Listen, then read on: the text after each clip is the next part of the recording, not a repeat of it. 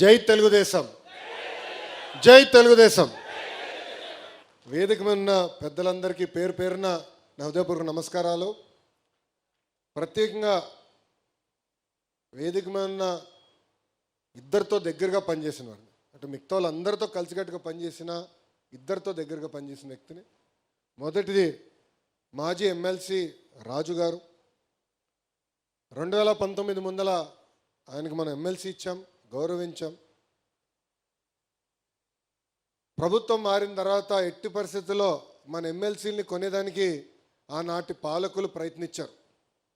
అమరావతి బిల్ని ఎట్టి పరిస్థితుల్లో కౌన్సిల్లో పాస్ చేయాలని ఒక్కొక్కరికి ఫోన్ చేసి వాళ్ళు డబ్బులు ఇస్తాం, భూమి ఇస్తాం, మళ్ళీ తిరిగి మిమ్మల్ని ఎమ్మెల్సీ చేస్తామంటే ముగ్గురు మినహా మిగతా వాళ్ళందరూ ఒకే నినాదం, అది జై తెలుగుదేశం, జై చంద్రబాబు గారు నిలబడ్డారు.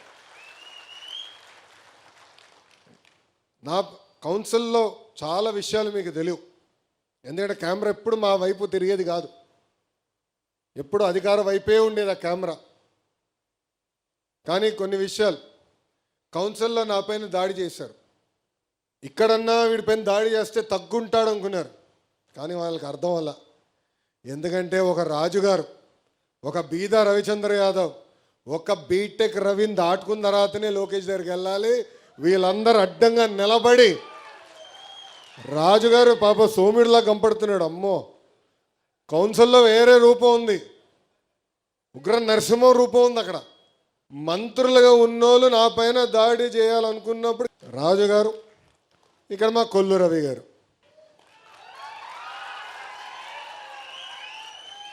నేను రవణకి ఎప్పుడు ఒక మాట చెప్పాను, అన్న నువ్వు చాలా స్లో అన్నా అని. అదంతా 2019 ముందలనేలే. అడగండి, ఎప్పుడు చెప్తాను అన్నా నువ్వు స్లో అన్నా, కొంచెం స్పీడ్ పెంచు, కొంచెం స్పీడ్ గట్టిగా అంటే చేస్తా అంటాడు, చేయడు. కానీ అదే ప్రతిపక్షంలోకి వచ్చిన తర్వాత నిలబడిన విధానం, ఎన్ని కేసులు పెట్టినా భయపడకుండా నేను నిలబడతా, టీడీపీ కోసం నిలబడతా, చంద్రబాబు నాయుడు గారి కోసం నిలబడతానని చెప్పిన వ్యక్తి మా రవణ. ఇంకా మచిలీపట్నం అంటే తెలుగుదేశం పార్టీ, తెలుగుదేశం పార్టీ అంటేనే మచిలీపట్నం. మచిలీపట్నం ఎప్పుడు గెలిచామో అప్పుడే రాష్ట్ర వ్యాప్తంగా మన పసుపు జెండా ఎగిరింది. ఆ జెండా ఎగిరేసేదానికి కష్టపడిన మీరున్నారు. అడుగడుగున మిమ్మల్ని కూడా ఇబ్బంది పెట్టారు, కేసులు పెట్టారు, బయటికి రానిలా. అంటే హౌస్ అరెస్టు, గట్టిగా పోరాడి బయటకు వస్తే పోలీసు వాళ్ళ పైన దాడి చేసాం, దొంగ కేసులు, లేదంటే అటెంప్ట్ మర్డర్ కేసు, దొరికితే SC ST కేసు పెట్టేశారు. కానీ చెక్కు చెదరకుండా రవణ ఏ పిలిపించినా పిలిపించాడు, చలో బయలుదేరదాం, వెళ్దాం, అవసరమైతే కారుకి అడ్డంగా పడుకుందాం అని చేసి చూపించిన మచిలీపట్నం తెలుగుదేశం పార్టీ కార్యకర్తలందరికీ పేరు పేరున నా హృదయపూర్వక నమస్కారాలు. ఈరోజు నేను ఇక్కడికి వస్తుంటే పాపం పోలీస్ సోదరులు చూసి బాధేసింది. ఎందుకంటే ఎగ్జిట్ ఎంట్రీ దగ్గర ఒకవేళ నుంచోబెట్టారు. SP గారు చెప్పే వాళ్ళందరూ తీసుకెళ్ళండి అబ్బా, అవసరం లేదు మాకు, యువగలం పాదయాత్రలోనే మనం ఎవరు ఏం చేయలేకపోయారు, ఇప్పుడు ఎవడేం పేగుతాడు రా భయ్, అందరినీ పట్టుకెళ్ళని చెప్పా. ప్రజాస్వామ్యం ఎంత గొప్పదో ఒక్కసారి మనందరం ఆలోచించాలి. ఏ అధికారులు అయితే మన ఇబ్బంది పెట్టారో, ఏ అధికారులు అయితే మన పైన దొంగ కేసులు పెట్టి చంద్రబాబు నాయుడు గారిని, కొల్లు రవీంద్రని జైలుకు పంపించారో, ఈరోజు అదే అధికారుల చేత సెల్యూట్ కొట్టించారంటే అదే మన ప్రజాస్వామ్యం, ప్రజల గొప్పతనం. అడుగడుగున మన ఇబ్బంది పెట్టారు, బయటికి రానిలా. బాబు గారు ఆనాడు ఆత్మకూరులో మన కార్యకర్తలు ఇబ్బంది పెడుతున్నారు, బయలుదేరుతామంటే రవణ కూడా మాతో ఉన్నారు. ఏకంగా గేట్లకి తాళ్ళు కట్టేశారు. స్వామి, పులిని నీళ్ళని లోపల పెడతారు. వాళ్ళు అనుకున్నారు చంద్రబాబు నాయుడు గారిని జైలుకి పంపిస్తే ఈయన ఏదో ఫీల్ అవుతాడని. ఆయన అక్కడ ఏం ఫీల్ అవ్వాల. నేను చూసా, మొండి ధైర్యం మామూలుది కాదు రా భయ్. అదేం ధైర్యమో నాకు తెలియదు. నాకు బాధ కలిగింది. ఆ రోజు నాకు ఎందుకు బాధ కలిగిందంటే బాబు గారిని అరెస్ట్ చేశారని కాదు, ఆ జైలు ముందర 2 శిలాఫలకాలు ఉన్నాయి. మొదటి శిలాఫలకం 1996లో, అంటే మొత్తం జైలుని 1996లో మోడర్నైజ్ చేశారు, చేసిన వ్యక్తి చంద్రబాబు నాయుడు గారు ఉంది. దాని పక్కన రెండో శిలాఫలకం ఉంది, అది 2014-19 మధ్యన ఏ బ్లాక్లో అయితే చంద్రబాబు నాయుడు గారు మేము కలిసేవాళ్ళం అది కూడా చంద్రబాబు నాయుడు గారే చేశారని ఉంది. అంటే చివరికి జైల్ని కూడా అభివృద్ధి చేసింది చంద్రబాబు నాయుడు గారిని. అలాంటి వ్యక్తిని జైల్లో పెట్టారు. ఆ ఒక్క క్షణం బాధేసింది, బాధ కలిగింది నాకు. బాబుగారిని చూస్తే కళ్ళంట నీళ్ళు వచ్చింది.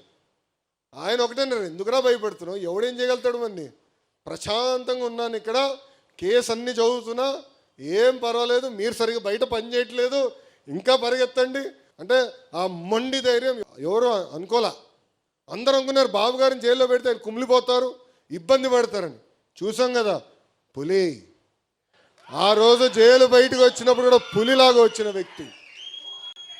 ఇది మనం మర్చిపోకూడదు.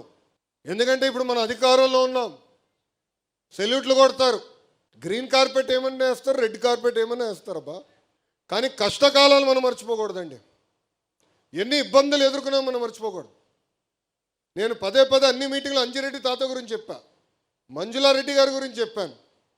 ఏకంగా మన గాంధీ గారు ఉన్నారు విజయవాడ కార్పొరేటర్గా, అక్కడ ఉన్నవారు ఆయన పైన దాడి చేసి కన్ను తీయేశారు, ఒక కంటి చూపు పోయింది. ఇంకా వాళ్ళని ఆదర్శంగా తీసుకోవాలి. ఇంకా మన నియోజకవర్గం వచ్చేలాగా కొల్లు రవణనే మనకు ఆదర్శం. ఎంత ఇబ్బంది పెట్టారు, అడుగడుగున ఎట్టొకట్ట కట్టేయాలి, ఆపాలి స్పీడ్ అనే ఆలోచన. కానీ మన ఆగల, తగ్గేదే లేదని నినాదంతో ముందరికెళ్ళాం. అది తెలుగుదేశం పార్టీ గొప్పతనం. కానీ కష్టకాలాలు మనం మర్చిపోకూడదండి. అధికారంలో ఉన్నా ప్రతిపక్షంలో ఉన్నట్టే మనం ఆలోచించాలి. మనందరం ఒక పెద్ద కుటుంబం, సమస్యలు మనకు ఉంటాయి. ప్రభుత్వం 10 నిర్ణయాలు తీసుకుంటే 3 తప్పు అవుతాయి. చెప్పండి, చర్చిద్దాం. ఎమ్మెల్యేగా రవి అన్న ఉన్నాడు, ఏకంగా ఇక్కడ పార్లమెంట్ పార్టీ అధ్యక్షుడిగా కొనకల్ నారాయణ గారు ఉన్నారు, పార్టీ అబ్జర్వర్ ఉన్నారు, ఇంకా జోనల్ కోఆర్డినేటర్ రాజు గారు ఉన్నారు, పల్లా శ్రీనన్ ఉన్నాడు, నేను ఉన్నా. మనం ఆడుకోవాలి, చర్చించుకోవాలి. మనం ఏదైతే తప్పు జరుగుతుందని భావిస్తామో అది తీర్చిదిద్దే వరకు మనం పార్టీ లోపల పోరాడాలి. మీరు అందరూ అనుకోవచ్చు లోకేష్కి తేలిక పార్టీ లోపల అని, భలే ఉన్నారు. జగన్ గారితో నేను ఎంత పోరాడానో దానికన్నా 3 రెట్లు ఎక్కువ నేను పార్టీలో పోరాడాను. కొల్లు రవణకు తెలుసు, ప్రతి పాలిట్ బ్యూరో మీటింగ్లో నాకే ఎక్కువ అక్షంతలు పడతాయి, ఏదో ఒకటి కలబెడతా ఉంటా. మహానాడు కడపలో పెట్టాలన్నప్పుడు చాలామంది అన్నారు, ఎందుకు ఊకేంది, ఒక విశాఖపట్నమో విజయవాడనో తిరుపతి చాలు కదా అంటే, లేదు, పార్టీ విధానం మారాలి. ప్రతి సంవత్సరం కొత్త జిల్లాల్లో మన మీటింగ్లు పెట్టాలి. పార్టీ సిద్ధాంతం ఏంటో తెలియాలి, అక్కడ అందరికీ ప్రజలు కూడా తెలియాలి, కార్యకర్తలు కూడా మొత్తం రాష్ట్రం చూడాలి అనే ఆలోచనతో చెప్పా. కానీ ఒప్పించడానికి నాకు టైం పట్టింది. బాబు గారు ఒప్పుకున్నారు, అదే నా గొప్పతనం. కానీ ఒక్కదాన్ని చేయాలంటే ఎంత కష్టపడాలో నేను స్వయంగా చూస్తున్నాను. మనం ఆడుకుందాం, చర్చించుకుందాం, కానీ 4 గోడల మధ్యనే. అది నాకు ముఖ్యం. నేను అనేక విషయాల్లో బాబు గారితో చర్చించా, కొన్ని విషయాల్లో నేను ఏకీభవించబోవచ్చు. కానీ బాబు గారు నిర్ణయం తీసుకున్న తర్వాత శిరసు వంచి నాకు నచ్చపోయిన నిర్ణయమైనా అమలు చేస్తా, ఎందుకంటే అది పార్టీ విధానం. అందుకే మీరు చూడండి, ఎప్పుడు నేను ప్రత్యక్ష రాజకీయాల్లోకి 12 సంవత్సరాలు అయింది, ఏనాడైనా బాబు గారు లోకేష్కి గొడవ జరిగిందని ఎవరన్నా అనగలుగుతారా? సాక్షి తప్ప, ఆఫ్కోర్స్. ఆ బులుగు మీడియా ఉంది కదా, ఎప్పుడు రాస్తాడు, ఎప్పుడు ఉండదు. కారణం ఏంటంటే పద్ధతి ప్రకారం మనం నడుద్దాం. తప్పు జరిగినప్పుడు తప్పు జరిగిందని చెప్పాల్సిన బాధ్యత మీ పైన ఉంది. ఆ తప్పుని సరిదిద్దుకునే బాధ్యత కూడా పార్టీ పైన ఉందని ఈ సభాముఖంగా కార్యకర్తలందరికీ నేను తెలియజేస్తున్నాను. మీరందరూ డోర్ టు డోర్ తిరిగారు. ఐకేఎంఆర్ కానివ్వండి, గతంలో జరిగిన బాదుడే కార్యక్రమం కానివ్వండి, బాబు షూరిటీ భవిష్యత్తు గ్యారంటీ, బాబు సూపర్ 6, చివరికి శంకరామం పేరుతో డోర్ టు డోర్ తిరిగారు. అంటే దాదాపు సంవత్సరానికి ఒకసారి తిరిగాం. కోవిడ్ సమయంలో కూడా ఆన్లైన్ మీటింగ్ పెట్టుకుని మాట్లాడుకునేవాళ్ళం, చర్చించేవాళ్ళం. దానివల్లనే ఈరోజు మనకి ఊహించిన విధంగా మెజారిటీలు వచ్చినాయి. భారతదేశ చరిత్రలో ఎప్పుడు లేని విధంగా 94% సీట్లు కూటమి ప్రభుత్వం కైవసం చేసుకుంది. అధికారంలోకి వచ్చాం, ప్రశాంతమైన వాతావరణం మనకు ఉండొచ్చు, కానీ ప్రజలకి మనం చేసింది కూడా చెప్పుకోవాలి. మీరు చూస్తే ఒకసారి బాబు సూపర్ 6 కూడా తిరిగేద్దాం. ఉద్యోగాలు కల్పిస్తాం, మనం మెగా డిఎస్సి ఏర్పాటు చేసాం. పెద్ద ఎత్తున పెట్టుబడులు ఎట్లా వస్తున్నాయో మీరు చూస్తున్నారు. ఐటీ రంగంలో ఎలాంటి కంపెనీలు మనం పట్టుకొస్తున్నాం మీరు చూస్తున్నారు. ఎన్ని వివరించి చెప్పాలి. ఎస్, నిరుద్యోగ భృతి కూడా ఇస్తాను, ఈ సంవత్సరంలోనే మొదలు పెడుతున్నాం నిరుద్యోగ భృతి కూడా. అది మీరు వివరించండి. రెండోది తల్లికి వందనం. తల్లికి వందనం అనేది కేవలం డబ్బులు ఇష్టమే కాదు, భూమి కన్నా ఎక్కువ భారం మోసేది మహిళ. మహిళల్ని గౌరవించాలి, తల్లిని గౌరవించాలనేది తెలుగుదేశం పార్టీ విధానం. ఇది ఇప్పుడు కాదు, విశ్వవిఖ్యాత నట సార్వభౌమ స్వర్గశ్రీ నందమూరి తారక రామారావు గారి దగ్గర నుంచి బాబు గారి వరకు జరిగేది. అనేక సంస్కరణలు తీసుకొచ్చాం. ఇప్పుడు డబ్బులు ఇస్తున్నాం, మన చేతులు దులుపుకుంటాం కాదు. మహిళల్ని గౌరవించాలని ఇంట్లో మొదలవ్వాలి, మనం వాడక భాషలో మొదలవ్వాలి. నేను విద్యాశాఖ మంత్రిగా పుస్తకాలు నేను చూసా. ఆ పుస్తకాల్లో చూస్తే ఇంటి పనులంతా మహిళలు చేసేదే ఉంది, ఫోటోలు. ఈ సంవత్సరం మార్చా, 50% మగవాళ్ళు చేయాలి, 50% ఆడవాళ్ళు చేయాలని పుస్తకాల్లో మేము మార్చా. మహిళల్ని గౌరవించాలనేది ఇంట్లో మొదలవ్వాలి. ఇది మనం మాట్లాడాలి. తల్లికి వందనం అనేది చాలా ఇంపార్టెంట్. డబ్బులు ఇస్తే కాదు, గౌరవించాలనేది. జూలై 5వ తారీఖు నాడు పీటీఎం మీటింగ్ జరుగుతుంది. ఆ పీటీఎం మీటింగ్లో పిల్లలందరూ తల్లి ఆశీర్వాదం కూడా తీసుకోవాలని పెట్టాం. నేర్చుకోవాలి మనం, అది చాలా చాలా అవసరం కూడా. ఉచిత గ్యాస్, ప్రతి ఏటా 3 ఉచిత గ్యాస్ సిలిండర్లు ఇస్తాను. ఇప్పటికీ 2 కోట్ల గ్యాస్ సిలిండర్లు ఉచితంగా మనం అందజేశాం.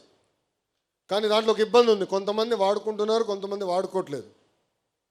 అందుకే ఈ సంవత్సరం నుంచి నేరుగా ప్రతి 4 నెలలకు ఒకసారి ఆ సబ్సిడీ అమౌంట్ ఏదైతే ఉందో మహిళల అకౌంట్లో జమ చేయాలని నిర్ణయించుకున్నాం. అది ఈ సంవత్సరం నుంచి అమలు చేస్తామని కూడా చెప్పండి. అన్న క్యాంటీన్లు తిరిగి ప్రారంభించాం. 4,000 రూపాయలు పెన్షన్ అండి వృద్ధులకి, 6,000 రూపాయలు వికలాంగులకి, బెడ్కే పరిమితం అవుతే 15,000 రూపాయలు మనం అందజేస్తున్నాం. భారతదేశంలోనే ఏ రాష్ట్రం ఇవ్వట్లేదు ఇట్లా. ధనిక రాష్ట్రం గుజరాత్, మహారాష్ట్ర, తెలంగాణ, కర్ణాటక ఇవ్వట్లా. లోటు బడ్జెట్ ఉన్నా ఇచ్చిన హామీని నిలబెట్టుకోవాలి లక్ష్యంతో ఈరోజు మనం ఇలాంటి సంక్షేమ కార్యక్రమాలు చేస్తున్నాం. తెలియజేయండి, గడప గడప తీసుకెళ్ళాలి. ఆ బాధ్యత మనందరిపైన ఉందని ఈ సభాముఖంగా మీ అందరికీ నేను తెలియజేస్తున్నాను. అహర్నిశలు కష్టపడాలి, పార్టీ కోసం మనందరం పోరాడాలి, పని చేయాలి. నమ్ముకున్న సిద్ధాంతాల కోసం ఒక నిర్ణయం తీసుకుంటే ముందుకెళ్లాల్సిన బాధ్యత ఇక్కడ ఉన్న మనందరిపైన ఉందని ఈ సభాముఖం మిమ్మల్ని కోరుతున్నాం. అంతేకాదు, ఈ జూలై 2వ తారీఖు నుంచి పార్టీ ఒక కార్యక్రమానికి పిలిపిస్తుంది. సుపరిపాలనలో తొలి అడుగు అనే విషయం పైన ఆల్రెడీ ప్రభుత్వ కార్యక్రమం ఉంది. అంతేకాకుండా పార్టీ కూడా బాధ్యత తీసుకుని కుటుంబ సాధికార సారథులు, cluster unit booth compulsory door to door తిరగాలి. మన పార్టీ టెక్నాలజీ అంటే బాగా ఇష్టం. కారణం ఏంటి? పాదయాత్రలో చాలామంది నన్ను 2 విషయాలు అడిగారు.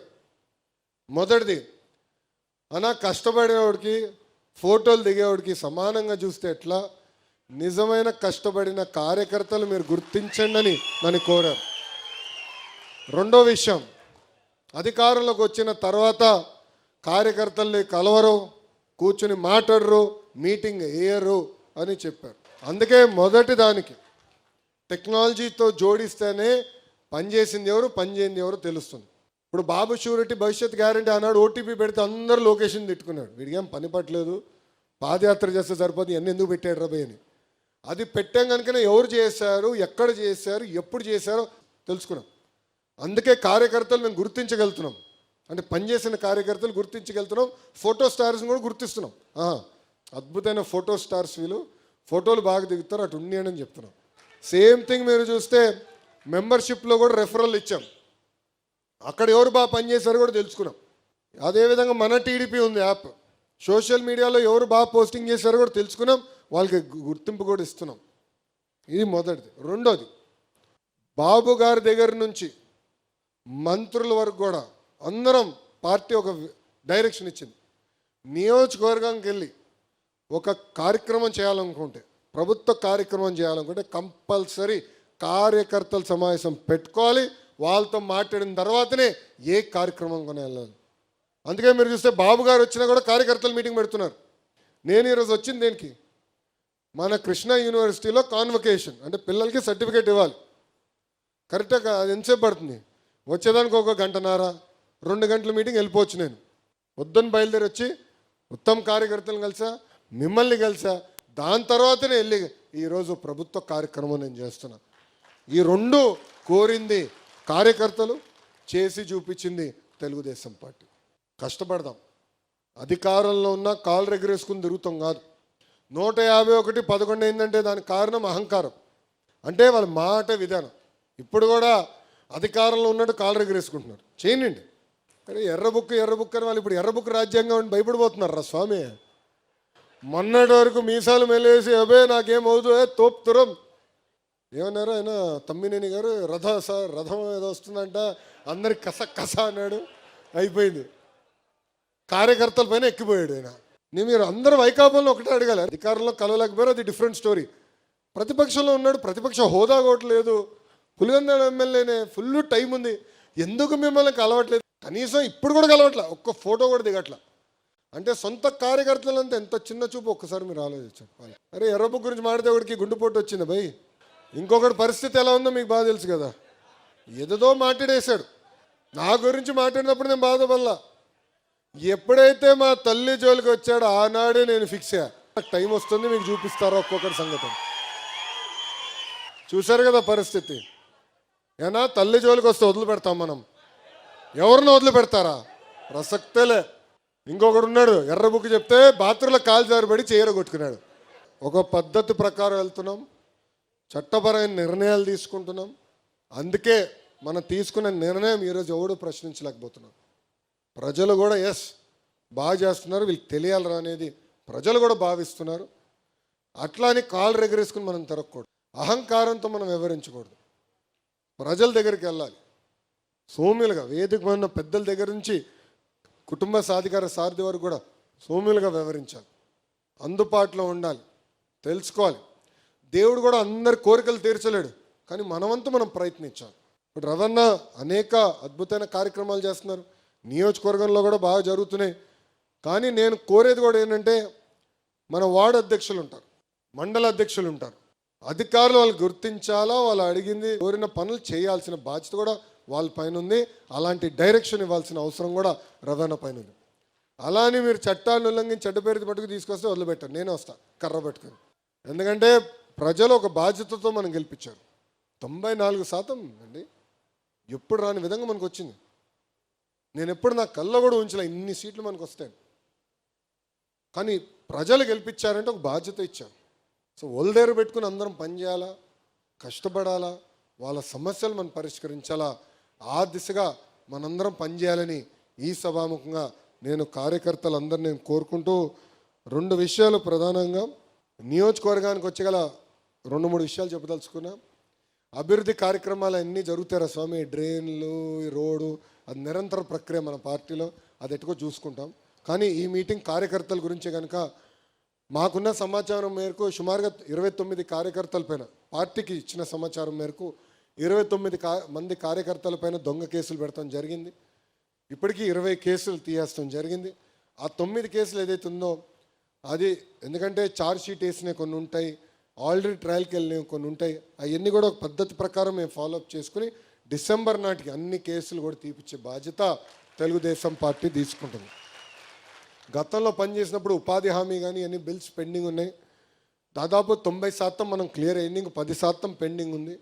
పెండింగ్ కూడా ఎందుకుందో 2 విషయాలు ప్రధానంగా. దాంట్లో కొన్ని వర్కులు చేసిన వర్కులు ప్రీ క్లోజ్ అయిపోయినాయి, పనులు అవసరం లేదని కేంద్ర ప్రభుత్వానికి వాళ్ళు లేఖ రాసి గల అది లాక్ చేస్తారు. సో పేమెంట్ చేయలేకపోతున్నాం. కేంద్ర మంత్రి గారితో స్వయంగా బాబు గారు మాట్లాడారు, దానికి ఒక విధానం ఎతికి దాన్ని ఎట్లా చేయాలని దానిపైన కొంత వర్కౌట్ చేస్తున్నాం. రెండోది విజిలెన్స్ పెట్టి చేసిన మంచి పనులు కూడా 10%, 15%, 20% హోల్డ్ చేశారు. ఆ విజిలెన్స్ ఎంక్వైరీ పూర్తి చేస్తున్నాం, చేసి ఆ డబ్బులు తిరిగి ఇప్పించే బాధ్యత కూడా మేము తీసుకుంటామని ఈ సభాముఖంగా కార్యకర్తలందరికీ నేను హామీ ఇస్తూ, ఈరోజు మనం గెలిచాం. 3 పార్టీలు కలిసికట్టుగా గెలిచాం. Telugu Desam party, Janasena party, Bharatiya Janata party కలిసికట్టుగా పనిచేశాం. సిద్ధాంతాలు వేరైన ఆలోచన ఒకటే, అది ఆంధ్ర రాష్ట్రం అన్ని రంగాల్లో నంబర్ 1 ఉండాలని. వేరే పార్టీలు వేరే సిద్ధాంతాలు ఉండొచ్చు, కానీ మన పార్టీ ఆలోచన ఒకటి ఉంటుంది. ఆ దిశగా మనం కలిసికట్టుగా ముందరికి వెళ్తున్నాం. ఈరోజు ఆంధ్ర రాష్ట్రం డబుల్ ఇంజిన్ సర్కార్ ఉంది. కేంద్రంలో నరేంద్ర మోడీ గారు, ఆంధ్ర రాష్ట్రంలో బాబు గారు. ఇద్దరు కలిసికట్టుగా పనిచేస్తున్నారు కనుకనే మనం ఈరోజు ముందరికి వెళ్ళగలుగుతున్నాం. ఈరోజు ఎంత ఆర్థిక ఇబ్బందులు ఉన్న సంక్షేమ కార్యక్రమాలు మనం చేయగలుగుతున్నాం అంటే వాళ్ళ సహకారం ఉంది. విశాఖ స్టీల్ ప్లాంట్ మనం కాపాడుకున్నాం అంటే వాళ్ళ సహకారం ఉంది. రైల్వే జోన్ వచ్చిందంటే వాళ్ళ సహకారం ఉంది. రేపు కర్నూలులో ఏకంగా మనకి హైకోర్టు బెంచ్ వస్తుంది, దాని కూడా కేంద్ర ప్రభుత్వ సహకారం ఉంది. అంటే ఆంధ్రులు కోరిన అన్ని కోరికలు ఈరోజు పద్ధతి ప్రకారం నరేంద్ర మోడీ గారు తీర్చుకుంటూ వస్తున్నారు. అందుకే మన యోగా డేకి నేను వస్తానంటే ఒక పట్టుదలతో, ఒక కమిట్మెంట్తో, వాళ్ళు అడగపోయినా ఒక రికార్డ్ సాధించాలని 3 లక్షల మందితో ఒక రికార్డ్ సాధించి గౌరవ ప్రధానమంత్రి గారికి ఒక కానుకగా మనందరం అందజేశాం. ఎందుకంటే కేంద్ర ప్రభుత్వం మనకు అంత సహకరిస్తుంటే మనం కూడా పనిచేయాలి. ఇంకో పక్కన మన పవన్ అన్న కూడా మనం తీసిన అన్ని నిర్ణయాలకు ఆయన సహకరిస్తున్నారు. నిలబడి మీరు చేయండి, మేము ఉన్నాం మీతో అని పదే పదే ఆయన కూడా చెప్తున్నారు. అందుకే 3 పార్టీలు కలిసికట్టుగా పనిచేద్దాం. చిన్న సమస్యలు ఉండొచ్చు, అది వేదిక మన పెద్దలు మేమందరం పరిష్కరిస్తాం, దాంట్లో ఎలాంటి డౌట్ లేదు. కానీ ఇక్కడ ఉన్న కార్యకర్తలు అందరూ కూడా చెప్తున్నా, no misfire, no cross fire, no విడాకులు. అర్థమైందా? కలిసికట్టుగా మనం అందరం పనిచేయాలి. చిన్న ఇష్యూలు వస్తాయండి, చిన్న కుటుంబం ఉన్నప్పుడే సమస్యలు ఉంటాయి. ఇంత పెద్ద కుటుంబం ఉన్నప్పుడు సమస్యలు వస్తాయి. కూర్చుని మాట్లాడుకుందాం. ఎవడు పెద్ద కంగారు పడాల్సిన అవసరంలా, ఎవడు రోడెక్కాల్సిన అవసరంలా. మనం అధికారంలో ఉన్నాం, ప్రశాంతంగా చేద్దాం. మన కూటమిని బలోపేతం చేద్దాం, మన పార్టీని మనం బలోపేతం చేసి ముందరికి వెళ్దామని ఈ సభాముఖంగా మీ అందరు తెలుపుకుంటూ, చివరిగా వార్డు అధ్యక్షులు వార్డులో ఉన్న సమస్యలు మీరు పరిష్కరించాలి. ఒకవేళ మీ వల్ల అవ్వకపోతే కంపల్సరీగా మన పట్టణ పార్టీ అధ్యక్షుడు తీసుకురాలి. ఆయన కూడా చేయలేకపోతే కంపల్సరీగా కొల్లు రవి అన్న మీరు పట్టుకోవాలి, కూర్చోబెట్టి పరిష్కరించుకోవాలి. రవి అన్న కూడా చేయలేకపోతుంటే కంపల్సరీగా పార్లమెంట్ పార్టీ అధ్యక్షుడికి బాధ్యత ఉంది, ఆయన చేయాలి. ఆయన వల్ల కూడా అవ్వకపోతే జోనల్ కోఆర్డినేటర్ రంగంలోకి దిగుతాడు, ఎందుకు అవ్వలేదా అని అధికారులు వాయిస్తాడు. ఆయన వల్ల కూడా అవ్వకపోతే పల్లా గారికి చెప్తారు, దాని తర్వాత నేను దిగుతాను. ప్రాసెస్ ఫాలో అవుదాం. ఎందుకంటున్నానంటే అందరూ లోకేష్ గారికే చెప్పాలి, అన్ని సమస్యలు లోకేష్ గారే పరిష్కరించాలంటే. నేను మనిషినే స్వామి, బాగా కష్టపడుతున్నారు. రాష్ట్రాన్ని సెట్ చేయాలి, పార్టీని కూడా ముందరికి వెళ్ళాలి. గతంలాగా కాకుండా 2 జోడెద్దుల బండి, ప్రభుత్వం పార్టీ 2 జోడెద్దుల బండి సరిగా నడిపించాలని ఆర్ఎస్ఎలు కష్టపడుతున్నారు. అందుకే ఇక్కడ ఉన్న కార్యకర్తలు కూడా కోరేది ప్రాసెస్ ఫాలో అవుదాం. ఇన్ఛార్జ్ మంత్రి గారు కూడా ఉన్నారు, సుభాష్ ఉన్నాడు, యువకుడు, ఉత్సాహవంతుడు, మొదటిసారి ఎమ్మెల్యే అయ్యాడు, మొదటిసారి మంత్రి అయ్యాడు, జూనియర్ మోస్ట్, చాలా నేర్చుకుంటున్నాడు. నేర్చుకోవాల్సింది చాలా అవసరం కూడా ఉంది ఇంకా. కానీ చేయాలని తప్పన ఉంది. తక్కువ మాడుతాడు, అదే ప్రాబ్లం, మాడుతా. కానీ చేయాలని తప్పనుంది, కష్టపడాలని తప్పనుంది. ఆయన కూడా బాధ్యత తీసుకుంటాడు. నేను ఇప్పుడే చెప్తున్నా, ఎప్పుడు జిల్లాకు వచ్చినా కూడా కంపల్సరీ మంత్రి గారు 2 రోజులు ఉండాలి, మీటింగ్లు పెట్టుకోవాలి. రొటేషన్లో ఒక్కొక్క నియోజకవర్గంలో మీటింగ్ పెట్టుకుని అక్కడున్న సమస్యలు ఉంటే డైరెక్ట్గా తెలుసుకుని పరిష్కరించాల్సిన బాధ్యత కూడా ఆయన తీసుకోవాలని ఈ సభాముఖంగా ఇన్ఛార్జ్ మంత్రి గారు కూడా నేను తెలియజేస్తూ, ఇది కార్యకర్తల సమావేశం. ఆ రూమ్లో అందరితో ఫోటో దిగిన తర్వాతనే నేను వెళ్తా. సో ఎవరు కంగారు పడాల్సిన అవసరంలా, ప్రశాంతంగా చేద్దాం, శాంతియుతంగా చేసుకుందాం, క్రమశిక్షణతో అందరితో, చివరి వ్యక్తితో ఫోటో దిగిన తర్వాత నేను వెళ్తా. అవసరంతో భోజనం ఇచ్చేదానికి ఇబ్బంది లేదు. పార్టీ ఆలోచన విధానం కార్యకర్తలు గౌరవించాలి. మాటల్లో కాదు, చేతల్లో చేసి చూపించాల్సిన బాధ్యత మా పైన ఉంది. కనుక ఒక సిస్టమ్ పెట్టుకున్నాం, నీట్గా చేసుకుందాం అని ఈ సభాముఖం మీ అందరు తెలుపుకుంటూ, జై తెలుగుదేశం.